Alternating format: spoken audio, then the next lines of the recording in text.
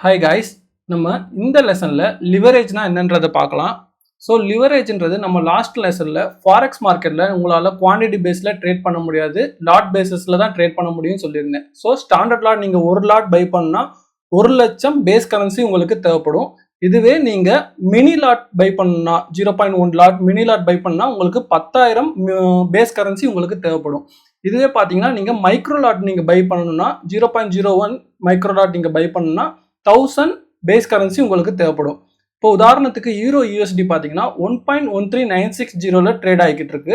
நீங்கள் ஒரு லாட் நீங்கள் பை பண்ணணும்னா உங்களுக்கு 1,13,724 US$ தேவைப்படும். எதுக்குன்னா உங்களுக்கு ஒரு யூரோ பார்த்தீங்கன்னா 1.13 US$க்கு ஈக்குவல். ஸோ நீங்கள் ஒரு லாட் நீங்கள் பை பண்ணணும்னா உங்களுக்கு 1,13,724 US$ தேவைப்படும்.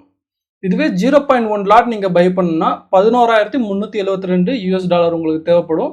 நீங்கள் 0.01 லாட் நீங்கள் பை பண்ணணும்னா 1,137 US$ தேவைப்படும். பட் உங்களுடைய அக்கௌண்ட் பேலன்ஸில் பார்த்தீங்கன்னா $500 தான் இருக்குது. ஸோ இந்த $500 வச்சுக்கிட்டு உங்களால் 0.1 லாட் நீங்கள் ட்ரேட் எடுக்க முடியுமான்னு கேட்டிங்கன்னா கண்டிப்பாக முடியுங்க. ஸோ இந்த இடத்துல தான் லிவரேஜ்ன்றது ப்ளே ஆகுது. புரோக்கர்ஸ்கிட்ட இருந்து நீங்கள் 1.100க்கு லிவரேஜ் வாங்கியிருந்தீங்கன்னா நீங்கள் உங்களுடைய கேபிட்டல் அமௌண்ட்லேருந்து 1% நீங்கள் பே பண்ணால் போதும்.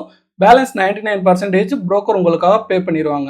இப்போ நீங்கள் 0.1 லாட்டுக்கு நீங்கள் ட்ரேட் எடுக்கிறீங்கன்னா உங்களுக்கு 11,372 US$ தேவைப்படுது.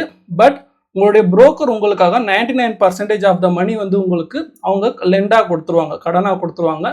பேலன்ஸ் உள்ள $113 மட்டும் உங்களுக்கு மார்ஜின் மணியாக இருந்தால் போதும். உங்களுடைய அக்கௌண்ட்டில் இப்போ 500 இருக்குது.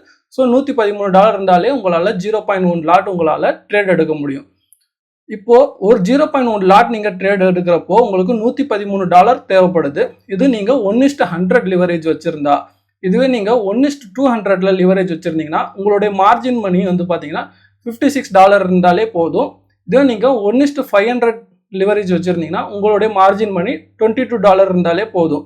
நீங்கள் லிவரேஜ் அதிகமாக எடுக்க உங்களுடைய என்டையர் கேபிட்டல் அமௌண்ட் வந்து வைப் அவுட் ஆகிறது சான்ஸ் இருக்குது. ஸோ லிவரேஜ்ன்றது நம்மளுடைய கரெக்டாக எடுக்கணும். மேக்ஸிமம் வந்து பார்த்தீங்கன்னா 1:200 வரைக்கும் எடுங்க, அதுக்கு மேலே போக வேணாம். ஸோ எப்படி வைப் அவுட் ஆகும்னா ஈக்விட்டி அண்ட் மார்ஜின் அந்த கான்செப்ட்லாம் நமக்கு தெரிஞ்சுட்டா இந்த லிவரேஜ்லாம் எப்படி ஒர்க் ஆகுன்றது நமக்கு தெரியும். ஸோ நெக்ஸ்ட் லெசனில் நம்ம ஈக்விட்டினா என்ன, மார்ஜின் என்னன்றதை பார்க்கலாம்.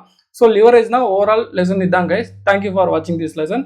ஃபாரெக்ஸ் மார்க்கெட்டில் அல்காரிதமாக ட்ரேடிங் பண்ணக்கூடிய பாட் உங்களுக்கு வேணும்னா டிஸ்கிரிப்ஷனில் லிங்க் தரேன், செக் பண்ணி பாருங்கள். Thank you guys.